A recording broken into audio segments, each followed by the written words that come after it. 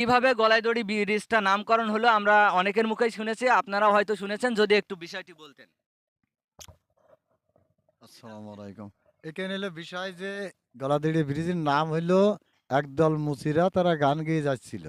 যাওয়ার পরে এখানে একটা বট গাছ ছিল। থাকার পরে তখন এক মুচি কয়ে যে মানুষ গলায় দড়ি দেয় কেমনি জানিস তো? তা একজন আর কি দেখে এরকম করে দেখতে হয়। ওরা গলায় যখন দড়ি দিয়েছে নিচে ঢোল থুইয়েছে। থোয়ার পরে ওরা চলে গিয়েছে আর ওই ঢোল পাত নিচে ফসকে গিয়েছে। যেই ফসকে গিয়েছে আর ওর কাছে কেউ নেই, সে এখনও আস্তে নিজেই মারা গিয়েছে। এই জন্যই নাম হয়েছে গলায় দড়ি দেওয়ার ব্রিজ।